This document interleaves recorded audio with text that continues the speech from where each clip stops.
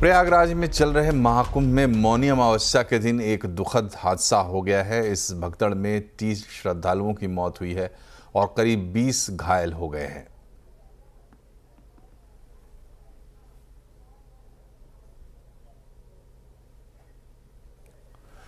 प्रधानमंत्री मोदी ने भी इस हादसे पर दुख जताया है।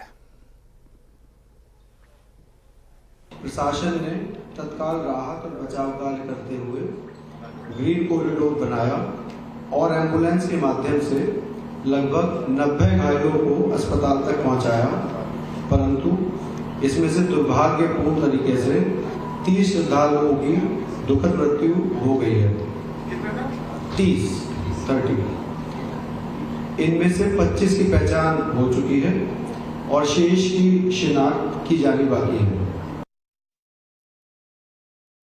मैं महाकुंभ में जो दुखद हादसा हुआ है, उस हादसे में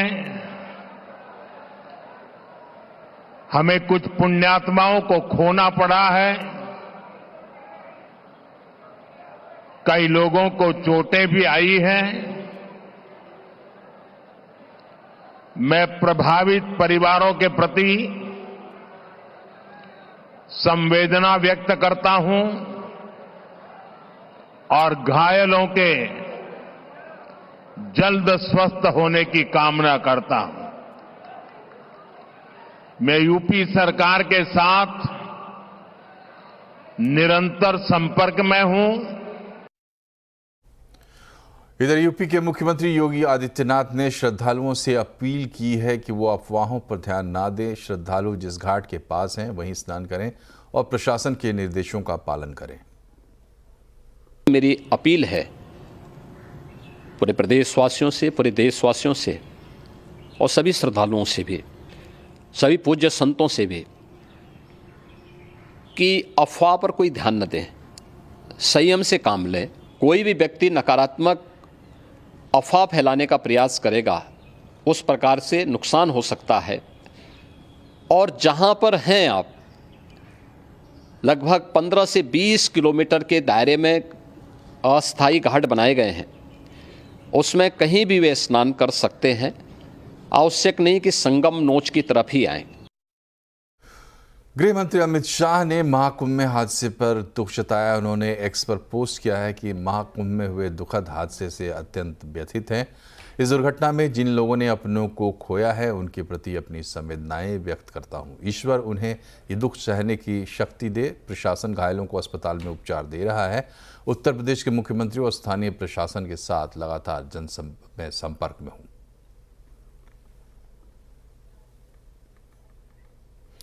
मौनी अमावस्या के पावन अवसर पर अखाड़ों का अमृत स्नान भी हुआ। प्रयागराज में संगम तट पर सामान्य श्रद्धालुओं का स्नान भी सुचारू रूप से चला। पुलिस प्रशासन का कहना है कि सुरक्षा व्यवस्था चाक चौबंद है।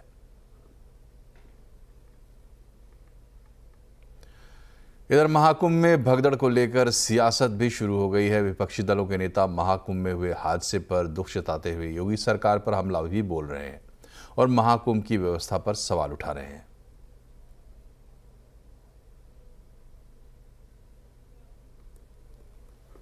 और ये सरकार की अपनी नाकामी है। सरकार किस तरीके का प्रचार कर रही थी कि कितने करोड़ लोग आ रहे हैं, इंतजाम के नाम पर जीरो। महामंडलेश्वर को सुन रहे थे, वो लोग कह रहे थे कि हम लोग पहले ही से ही अपील कर रहे हैं कि पुलिस से हटा करके फौज को लगा दिया जाए महाकुंभ में। तो कहीं न कहीं चूक अगर योगी सरकार से हुई है तो मोदी सरकार से भी हुई है। मोदी सरकार को योगी सरकार पर भरोसा नहीं करना चाहिए था। ये बहुत ही दिल दहला देने वाली घटना है। इतनी व्यवस्था एक राज्य सरकार नहीं कर पा रही। वो वीवीआईपीस की ही देखरेख में व्यस्त है और रील्स बनाने में सब व्यस्त हैं। जो असली श्रद्धालु हैं, जो दूर से हजारों किलोमीटर की यात्रा करके वहां पहुंचते हैं, मौसम की मार झेलते वहां पहुंचते हैं, उनकी कोई व्यवस्था नहीं है। उनकी सुरक्षा की, उनकी हिफाजत की कोई व्यवस्था नहीं है। पूरे दिन इसका राजनीतिकरण करने में कोई देर नहीं लगा रहे, लेकिन अपना राजधर्म का निर्वहन करने में देखिए उन्होंने कितनी कोताही बरती। आप थे ही नहीं उत्तर प्रदेश में। आप तो उत्तर प्रदेश छोड़ के, योगी जी तो यहाँ दिल्ली के मोहल्लों के अंदर जो है अरविंद केजरीवाल को गालियां दे रहे हैं और उनको प्रशासन करने की कला सिखा रहे हैं। मुझे लगता है कि इतने बड़े समारोह के समय उस राज्य के मुख्यमंत्री को 24 घंटे उसी जगह प्रयागराज में प्रशासन के ऊपर निगरानी रखने के लिए होना चाहिए था। ये एक बड़ी विफलता है। ये भगदड़ अक्सर उन जगहों पे होती है जहां व्यवस्था कुव्यवस्था में तब्दील हो जाए। ये कुव्यवस्था द्वारा जनित मौत है। ये एक संदेश भी है कि जितना खर्च विज्ञापन और प्रोपेगेंडा पे आप लोग करते हैं ना, उसका अगर 20% भी आम जनों की सुधि लेने में करें तो शायद ये नहीं होता। तो महाकुंभ में मची भगदड़ पर क्यों हो रही है सियासत? आज आवाज अड्डा में इसी पर होगी बड़ी चर्चा, शाम 7:57 पर।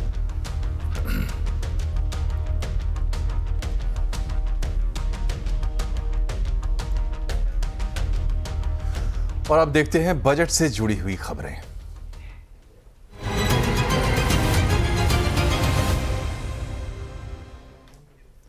बजट में इस बार इनकम टैक्स पेयर्स को राहत मिल सकती है। सरकार स्टैंडर्ड डिडक्शन में बढ़ोतरी कर सकती है, साथ ही इनकम टैक्स नियमों में भी बदलाव किया जा सकता है। ज़्यादा जानकारी के लिए चलते हैं लक्ष्मण रॉय के पास। बताएं लक्ष्मण जी, किस तरीके की राहत टैक्स पेयर्स उम्मीद करें? देखिए, इसमें सबकी निगाहें इस बार जो माहौल बना है, मूड माहौल, उसमें इस बात पर टिकी है कि इनकम टैक्स में सरकार क्या करने वाली है। मार्केट भी देख रहा है क्योंकि इससे कंजम्पशन बढ़ेगा और आम लोगों को राहत मिलेगी। अरविंद केजरीवाल जी दबाव ऊपर से और बना दिए हैं। तो जो मुझे सूत्रों से जानकारी मिली है कि इनकम टैक्स में इस बार बहुत बड़ा बदलाव रहने वाला है और मिडिल क्लास इसके फोकस में रहेगा। इनकम टैक्स में एक सेक्शन होता है स्टैंडर्ड डिडक्शन का। तो स्टैंडर्ड डिडक्शन जो अभी 75,000 है न्यू टैक्स रिजीम में, उसके बढ़ने की उम्मीद तो हर कोई लगा रहा है कि 75,000 से बढ़ के शायद 1 लाख रुपए तक हो जाए। लेकिन मैं आपको बताने जा रहा हूं कि मुझे सूत्रों से जानकारी मिली है कि सिर्फ सीमा ही नहीं बढ़ाई जाएगी, बल्कि इसमें एक बड़ा बदलाव किया जा सकता है। वो बड़ा बदलाव ये किया जा सकता है कि स्टैंडर्ड डिडक्शन बढ़ाने के लिए इनकम टैक्स एक्ट में संशोधन करने की जरूरत ही ना पड़े। तो इनकम टैक्स एक्ट में कुछ इस तरह का प्रावधान किया जा सकता है कि जब जैसी जरूरत हो सरकार स्टैंडर्ड डिडक्शन महज एक नोटिफिकेशन निकाल करके बढ़ा दे। इसके लिए एक्ट में बदलाव करने की जरूरत ना हो। इसका फायदा ये होगा कि महंगाई बढ़ गई, आम लोगों के पॉकेट में बोझ ज्यादा हो गया, कुछ राहत देना चाहती है तो बजट तक का इंतजार ना करना पड़े। तो इस तरह के प्रावधानों पर चर्चा हुई है जब पुराने इनकम टैक्स एक्ट को बदलकर नए इनकम टैक्स एक्ट लाने की बातचीत हो रही थी। तो शायद इसकी झलक आपको देखने को मिले बजट में। इतना ही नहीं, जो नए इनकम टैक्स एक्ट लाया जा रहा है उसमें जटिलताओं को तो खत्म किया ही जा रहा है, उसके कई सारे भाषाओं को दूर किया जा रहा है। उसमें क्लिष्ट भाषा की बजाय उसको इलस्ट्रेशन के जरिए, टेबल के जरिए समझाया जाएगा टैक्स के नियम, टैक्स की दरों को। जो विरासत में चलने वाले जो शब्द हैं, जो ब्रिटिश इंग्लिश वाले होते हैं, नॉट विद स्टैंडिंग जैसे शब्द, उसको हटा दिया जाएगा। जो असेसमेंट ईयर हम लोग कहते हैं, उस असेसमेंट ईयर की जगह टैक्स ईयर शब्द का इस्तेमाल किया जा सकता है ताकि लोगों को आमतौर पर समझ में आ जाए कि आखिर कहना क्या चाहता है। तो इस तरह कई सारे बदलाव पर चर्चा हुई है। शायद बजट में इन सारे बदलावों के साथ सरल और आसानी से समझ में आने वाला इनकम टैक्स एक्ट सरकार बजट में लाए। और बजट में डीप टेक सेक्टर में फंडिंग और एआई के संभावित रिस्क से निपटने के लिए डीप टेक पॉलिसी के तहत कई ऐलान हो सकते हैं। पॉलिसी में स्टार्टअप्स को टैक्सेशन से राहत देने के साथ एक रेगुलेटरी फ्रेमवर्क बनाने का भी ऐलान संभव है ताकि नई टेक्नोलॉजी के लिए सेफ एनवायरनमेंट तैयार किया जा सके। खबर बता रहे हैं आलोक प्रियदर्शी। बिल्कुल, देखिए, डीप टेक सेक्टर में इनोवेशन और ग्रोथ को बढ़ावा देने और साथ ही आर्टिफिशियल इंटेलिजेंस के खतरों से निपटने के लिए सरकार बजट में बड़ा ऐलान कर सकती है। सीएनबीसी आवाज को सूत्रों से जानकारी मिली कि सरकार national deep tech startup policy का ऐलान कर सकती है, जिसके तहत डीप टेक सेक्टर में काम करने वाले स्टार्टअप्स को बढ़ावा दिया जा सकता है। इसके तहत ई सॉप्स पर जो टैक्स रिलीफ मिल सकता है और साथ ही साथ जो रिसर्च एंड डेवलपमेंट में जो इन्वेस्टमेंट होगा उस पर इंसेंटिव भी दिया जा सकता है। इसके अलावा स्टार्टअप इकोसिस्टम में लॉन्ग टर्म फंडिंग की भी व्यवस्था की जा सकती है। इससे सबसे बड़ी बात यह है कि जो एक national deep tech startup policy आई गई उसमें खासतौर से जो आर्टिफिशियल इंटेलिजेंस के जो खतरे हैं, मशीन लर्निंग के जो खतरे हैं, उससे निपटने के लिए एक रेगुलेटरी फ्रेमवर्क का भी ऐलान किया जा सकता है, जिसके तहत जो एक सेफ इन्वायरमेंट बनाने में मदद मिलेगी। सरकार कोशिश कर रही है कि जो भी डीप टेक या इससे जुड़े हुए टेक्नोलॉजी है उसका बेजा इस्तेमाल ना हो सके। इसके लिए एक ऐसा नियम कानून आए जिससे कि जो इस तरह के जो संभावित आने वाले दिनों में खतरे हैं उससे प्रभावी ढंग से निपटा जा सके। इसके अलावा इस पूरे सेक्टर में जो इंटेलेक्चुअल प्रॉपर्टी राइट्स हैं उसको लेकर भी इस पॉलिसी में ऐलान किया जा सकता है।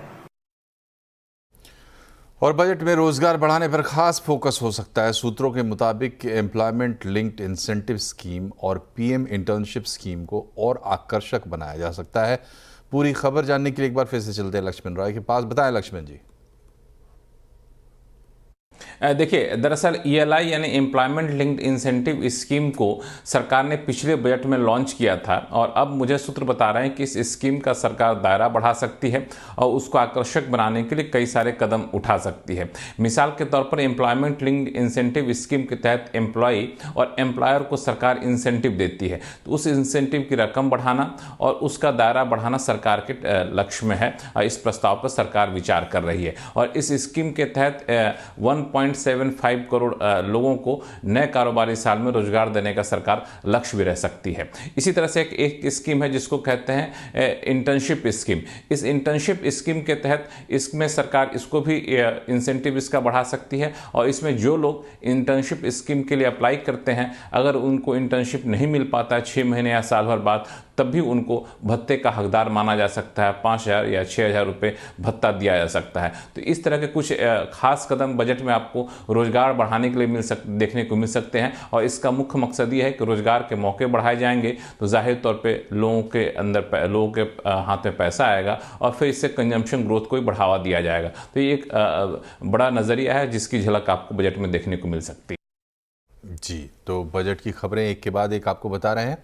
सरकार बजट में रेलवे पर खास ऐलान कर सकती है। सूत्रों के मुताबिक इस बार बजट में रेलवे के लिए 15% ज़्यादा आवंटन हो सकता है। बजट में सुरक्षा पर खास फोकस रहेगा। कवच के लिए 12,000 करोड़ रुपए का आवंटन भी संभव है। रोलिंग स्टॉक के लिए 54,000 करोड़ रुपए मिल सकते हैं। साथ ही वंदे भारत और अमृत भारत ट्रेनों की नई खेप का ऐलान भी हो सकता है। डिटेल बता रहे हैं दीपाली नंदा। देखिए, इस बार के बजट में रेलवे से जुड़ी हुई कई बड़ी घोषणाएं हमें देखने को मिल सकती है। सूत्रों से हमें एक्सक्लूसिव जानकारी मिल रही है कि जो एलोकेशन है रेलवे को जो वित्त मंत्री देंगी उसमें 15% तक का इंक्रीज देखने को मिल सकता है पिछले साल के मुकाबले। इसके अलावा जो वित्त मंत्री का फोकस होगा रेलवे के हिसाब से 2 चीजों पर देखने को मिल सकता है। पहला है रेलवे सेफ्टी और दूसरा है रेलवे मॉडर्नाइजेशन। अगर रेलवे सेफ्टी की बात करें तो सूत्रों से जानकारी मिल रही है कि जो इसका एक अहम कड़ी है, जो एक बहुत बड़ी जरूरत बन गया है आज के टाइम में रेलवे के लिए, वो है कवच। और कवच इंस्टॉलेशन में तेजी लाई जाए, इसका एक्सपेंशन तेजी से किया जाए। इस लिहाज से वित्त मंत्री की तरफ से कवच को लेकर फंड एलोकेशन बढ़ता हुआ दिखाई दे सकता है। जानकारी ये मिल रही है कि 12,000 करोड़ रुपए के आसपास का फंड कवच के लिए वित्त मंत्री की तरफ से दिया जा सकता है। साथ ही जब हम रेलवे मॉडर्नाइजेशन की बात कर रहे हैं तो इसमें एक जो बड़ा एरिया है वो रोलिंग स्टॉक का है। रोलिंग स्टॉक की बात करें तो हम देख रहे हैं कि जो वंदे भारत ट्रेन है वो काफ़ी पॉपुलर हो रही है। अभी की अगर संख्या की बात करें तो करीब 66 वंदे भारत ट्रेनें पटरी पर दौड़ रही हैं और सरकार का टारगेट है कि अगले 5 सालों में 500 के करीब वंदे भारत ट्रेनों को पटरी पर दौड़ाया जाएगा। तो जो रोलिंग स्टॉक है उसको मॉडर्नाइज किया जाए, इसके लिए भी एलोकेशन बढ़ता हुआ हमें दिखाई दे सकता है। अमृत भारत ट्रेनें ज़्यादा संख्या में चले, इस पर अनाउंसमेंट की जा सकती है। स्लीपर वंदे भारत ट्रेन को लेकर अनाउंसमेंट देखने को मिल सकता है और साथ ही साथ जो एग्जिस्टिंग वंदे भारत ट्रेनें हैं इनकी संख्या बढ़ाई जाए, इसको लेकर भी बड़ी घोषणा इस बजट में देखने को मिल सकती है। और एक्सपोर्ट से जुड़ी खेती बाड़ी को बढ़ावा देने के लिए बजट में बड़े ऐलान हो सकते हैं। सरकार इसके लिए पैकेज भी ला सकती है। एक्सक्लूसिव जानकारी दे रहे हैं आलोक प्रियदर्शी। बिल्कुल, देखिए, फार्म एक्सपोर्ट को लेकर इस बार बजट में बड़ा ऐलान हो सकता है। सीएनबीसी आवाज को सूत्रों से जानकारी मिली है कि एग्रीकल्चर कमोडिटीज और फ्रेश फार्म और ऑर्गेनिक जो प्रोड्यूस होते हैं उनके लिए एक बड़ा आर्थिक पैकेज का ऐलान हो सकता है और ये पैकेज का इस्तेमाल इंफ्रास्ट्रक्चर, मार्केटिंग और क्वालिटी डेवलपमेंट के लिए हो सकता है और इसके लिए करीब एक 7,500 करोड़ रुपए के आसपास के पैकेज का ऐलान हो सकता है। हालांकि इसके लिए जो नोडल एजेंसी होगी वो एपिडा होगी। एपिडा के जरिए जितने भी बोर्ड्स होते हैं जिसमें टी, कॉफी, रबर, कार्डमम और ऑर्गेनिक प्रोडक्ट्स होते हैं, उनको एक्सपोर्ट में सपोर्ट करने के लिए इस पैकेज का इस्तेमाल किया जाएगा। इसके अलावा जो रिसर्च एंड डेवलपमेंट और प्रोडक्ट डेवलपमेंट होता है उसके लिए भी इस पैकेज के जरिए किसानों को सीधे तौर पर मदद की जाएगी। खासतौर से वो किसान जो एक्सपोर्ट में जुड़े हुए हैं, एक्सपोर्ट से जुड़े हुए हैं, उनको इस पैकेज से सीधे तौर पर फायदा मिलेगा। इसके अलावा जो किसान इंटरनेशनल स्टैंडर्ड्स के जो सर्टिफिकेशंस और इसके अलावा जो पैकेजिंग और प्रेजेंटेशन के लिए खर्च किया जाता है उसको भी इस पैकेज के जरिए सपोर्ट की जाएगी, ताकि किसान ज्यादा से ज्यादा इस तरह के जो प्रोडक्ट होते हैं, खासतौर से एग्रीकल्चर कमोडिटीज और ऑर्गेनिक प्रोडक्ट्स, उनको एक्सपोर्ट कर सकें। इलेक्ट्रॉनिक मैन्युफैक्चरिंग को बढ़ावा देने के लिए सरकार आईटी मंत्रालय का बजट 4% तक बढ़ा सकती है। सरकार सेमीकंडक्टर मैन्युफैक्चरिंग को बढ़ावा देने के लिए कई योजनाएं ला सकती हैं। इसके लिए फंड आवंटन की बढ़ोतरी हो सकती है। इलेक्ट्रॉनिक कंपोनेंट में पीसीबी पर आयात ड्यूटी भी घट सकती है। डिटेल बता रहे हैं असीम मनचंदा। देखिए, सरकार इलेक्ट्रॉनिक मैन्युफैक्चरिंग को काफ़ी तेजी से बढ़ाना चाहती है। सरकार ने साल 2030 तक $500 बिलियन की इलेक्ट्रॉनिक मैन्युफैक्चरिंग करने का लक्ष्य रखा है। इसके लिए सरकार अभी भी काफ़ी सारी पीएलआई की स्कीम्स चला रही है, तो उनके लिए आपको एक एलोकेशन में बड़ी बढ़ोतरी आपको आती हुई दिखाई दे सकती है। तो वो सूत्र बता रहे हैं कि जो आईटी मंत्रालय है उसका बजट 40% तक बढ़ सकता है। सेमीकंडक्टर को लेकर के बढ़ावा देने के लिए सरकार कई सारी स्कीम्स चला रही है। ओसैट, एटीएमपी, कई सारी फैसिलिटीज ऑलरेडी भारत में बनने की शुरुआत हो गई है, तो उनके लिए भी सरकार बजट का बड़ा एलोकेशन इस बजट के अंदर रखेगी। इसके अलावा जो इलेक्ट्रॉनिक मैन्युफैक्चरिंग इंडस्ट्री है वो लगातार सरकार से मांग कर रही है कि आप जो पीसीबीएस है और जो कैमरा मॉड्यूल है उनके ऊपर आप ड्यूटीज को कम कीजिए, तो वो उनके ऊपर भी आपको कटौती आती हुई दिखाई दे सकती है। कई ऐसे कंपोनेंट्स हैं जिसके ऊपर कन्वर्टेड ड्यूटी स्ट्रक्चर लगता है, तो सरकार उसको भी रेशनलाइज करने की तैयारी कर रही है। टेलीविजन मैन्युफैक्चरिंग को एक बड़ा इशू है।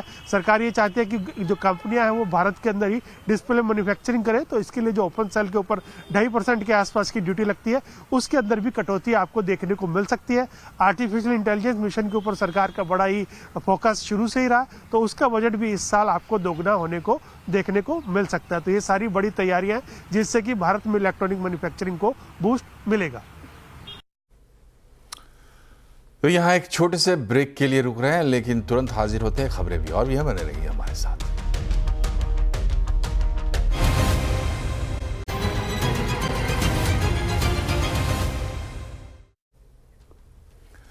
Centre for environmental planning and technology यानी कि सेप्ट यूनिवर्सिटी अपने urban planning, architecture, construction technology के लिए जानी जाती है। बजट यात्रा में संवाददाता केतन जोशी ने यूनिवर्सिटी के स्टूडेंट्स से उनकी बजट विश जानने की कोशिश की। सेप्ट के स्टूडेंट से उनकी बजट विश जानते हैं। बताइए, आप वित्त मंत्री से क्या चाहती है? बजट 2025 में उन्हें सस्टेनेबिलिटी का भी प्रोविधान देना चाहिए, जिसमें वो 10 से 15% अर्बन डेवलपमेंट बजट का वो renewable energy resource, green financing and eco friendly infrastructure में दे सकते हैं। और construction and demolishing waste recycling के का भी एलोकेशन होना चाहिए इस बजट में। Ministry of housing and urban finance में पिछले साल 19% का ग्रोथ हुआ है, और अगर हम ट्रांजिट ओरिएंटेड डेवलपमेंट में टायर 2 और टायर 3 सिटीज़ में फोकस करें तो हमें बहुत ग्रोथ मिल सकता है। और इंक्लूडिंग BRTS इन ट्रांसपोर्ट प्लानिंग और कैपेसिटी बिल्डिंग में तो हम कंजेशन और पोल्यूशन को भी काफ़ी हद तक कम कर सकते हैं। अभी शिक्षा के क्षेत्र में काफ़ी बढ़ोतरी हुई है, और अगर फिर भी बहुत सारे बच्चे जो रेपुटेटेड कॉलेज में जाना चाहते हैं वो इस चीज़ से वंचित रह जाते हैं, क्योंकि कई शहरों का रहने खाने का खर्च बहुत है। फीस तो परिवार वाले किसी तरह से स्कॉलरशिप से कर लेते हैं, लेकिन रहने खाने के का पैसा जुटाना बहुत लोग के लिए दिक्कत होता है, जैसे कि लोअर और मिडिल क्लास फैमिलीज़ के लिए। तो मेरा सरकार से ये कहना है कि अगर प्रधानमंत्री आवास योजना के तहत वो एक सब स्कीम में अफोर्डेबल स्टूडेंट हाउसिंग या अकोमोडेशन का कुछ प्रावधान करे तो शिक्षा के क्षेत्र में बहुत बढ़ोतरी आएगी। आप क्या कहेंगे? मेरा मानना है कि जो रियल एस्टेट मार्केट है उसको एक इंफ्रास्ट्रक्चर का दायरा देना चाहिए, जिसकी वजह से गवर्नमेंट IGBC जो कि इंडियन ग्रीन बिल्डिंग काउंसिल है उनके साथ मिलके कुछ ग्रीन कंस्ट्रक्शन टेक्निक्स और पॉलिसीज में टैक्स इंसेंटिव दे पाए, बिकॉज रियल एस्टेट हमारे पूरे कंस्ट्रक्शन का 25 से 27% है और हम इसके थ्रू बहुत सारे इन्वायरमेंटल इम्पैक्ट जो कि कंस्ट्रक्शन का है उसको कम कर सकते हैं। बिल्कुल, तो यहाँ से जो सुझाव दिए गए हैं अगर उस पर वित्त मंत्रालय गौर करता है तो समूचे अर्बन इंफ्रास्ट्रक्चर को काफ़ी बूस्ट मिल सकता है। केतन जोशी, अहमदाबाद। बजट 2025 से आम लोगों की क्या उम्मीदें हैं? अगर आम लोगों को बजट बनाने का मौका मिले तो वो कैसा होगा उनका बजट? इस पर अलग अलग लोगों से बात की हमारे संवाददाता रोहन सिंह से। जानते हैं दिल्ली NCR के लोगों के मन में क्या है। बजट से पहले और बजट के बाद सबके मन में एक विचार रहता है कि अगर वो फाइनेंस मिनिस्टर बन जाते तो वो ये करते वो करते। बजट यात्रा में हम लोगों से पूछने आए हैं कि अगर उन्हें बना दिया जाए वित्त मंत्री तो वो क्या बदलाव लाएंगे। अगर मान लीजिए आप फाइनेंस मिनिस्टर हैं और आपके ऊपर बजट की जिम्मेदारी दी जाए, कोई एक ऐसी चीज़ जो आप बदलाव लाना चाहेंगे। हाँ, मेरा नाम आनंदमयी है। मैं वर्किंग वुमेन हूँ। मेरे लिए सबसे बड़ा जो पेन पॉइंट है in budget is the higher every time हमारा टैक्स बढ़ता जा रहा है। तो एक तरफ तो हमारी जो सैलरी आती है 30% चली जाती है। अदर देन दैट हमारा जो tax everything we are paying GST 18% 28% you know, तो हमारे पास आधी भी नहीं बचती है। Other than that if you see हमें कोई बेनिफिट इस तरह का नहीं है जैसे हेल्थ इंश्योरेंस और anything from the government side for the salary class. तो टू आंसर योर क्वेश्चन, मेरा जो एक बदलाव होगा जो सैलरी क्लास जो मेन पे करता है उसका टैक्स थोड़ा कम करना और कुछ बेनिफिट हमें मिलना चाहिए because we are paying the tax. That's the only thing. Salary class के लिए बहुत अच्छी बात कही आपने कि बेनिफिट्स मिलने चाहिए। आप बताइए क्या आपके विश लिस्ट में है, आपको जिम्मेदारी दी जाए, क्या बदलाव लाना चाहिए? तो अगर मुझे ये अपॉर्चुनिटी मिलती है I will be fortunate enough to contribute to India. And one thing which I think will make most of the impact is I would help industries, Indian industries. There are a lot of MSME industries exporting a large portfolio of dehydrated onion, vegetables, pulps, gherkins and lot of too many fruits and vegetables into processed form into European countries, Middle Eastern countries, US and these developed markets. But we face a lot of challenges when there are certain competing countries or origins. They sell their product to this destination at much reduced tax slabs as well as the duties, the import barriers. So that create barrier for India at certain markets. So as a finance minister, I will help my industry by reducing these, by having some allies with the developed countries to reduce the trade barrier. अगर आपको बना दिया जाए वित्त मंत्री, आपके ऊपर जिम्मेदारी दे दी जाए, कौन सा एक बदलाव करना चाहेंगे? हमारा कंट्री में जो फ्यूचर्स मार्केट जो चलता है फॉर हेजिंग ऑफ प्राइसेस, उसमें भी कभी कभार मतलब प्राइस ऊपर चला गया तो बैन कर देते हैं, लेकिन उसको बैन करने से उस पर असर नहीं पड़ता है। सो इनफैक्ट एक हेजिंग मैकेनिज्म जो होता है वो चला जाता है। सो रिस्क एक्चुअली सिस्टम में बढ़ जाता है उसके वजह से। सो उस मतलब इस टाइप का जो इंटरफेरेंस होता है, अगर इसको हम कम करें, चाहे फ्यूचर्स मार्केट में हो या डोमेस्टिक प्राइसेस में हो या इंपोर्ट एक्सपोर्ट बैन में हो, I think industry will benefit. Sir, आपको जिम्मेदारी दे दी जाए कि आपको देश का बजट बनाना है, कोई एक ऐसा बदलाव, एक या दो ऐसे बदलाव जो आप सजेस्ट करना चाहेंगे? इंडिया के अंदर जो टैक्स स्ट्रक्चर है वो काफ़ी मतलब बड़ा है। ओके, तो अगर बिजनेसेस को ग्रो होना है, बिजनेस को प्रमोट करना है, तो टैक्स जो ब्रैकेट है उसको रिड्यूस करना है काफ़ी, क्योंकि overall everything boils down to this tax के भाई सारे प्रोडक्ट आपके एक्सपेंसिव हुए जा रहे हैं क्योंकि आपका टैक्सेस ज़्यादा है। तो इससे कॉम्पिटिटिवनेस इंक्रीज़ होगी, ज़्यादा लोग जो है बिज़नेस के अंदर जाएंगे। अभी क्या है, आप सब बिज़नेस करने बैठे हैं, आपके जो टैक्स स्लैब्स है बहुत हैवी है, तो उसके वजह से इतना उनके पास में हेडरूम नहीं बचता मार्केट में ऑपरेट करने के लिए या कॉम्पिटिटिवनेस बढ़ाने के लिए। तो क्लियरली टैक्सेस जो है कम करने चाहिए। टैक्सेस में कम करने चाहिए, टैक्सेस में सरलता आए, स्टार्टअप्स को मौका मिले, बिजनेस का करने का काम आसान हो, यही मुख्य रूप से अधिकतर लोगों की यहाँ पे डिमांड है। अगर उन्हें एक दिन के लिए अगर उन्हें वित्त मंत्री बना दिया जाए, उन्हें बजट बनाने की जिम्मेदारी दी जाए, तो ये कुछ मुख्य बदलाव वो करना चाहेंगे। रोहन सिंह, नोएडा।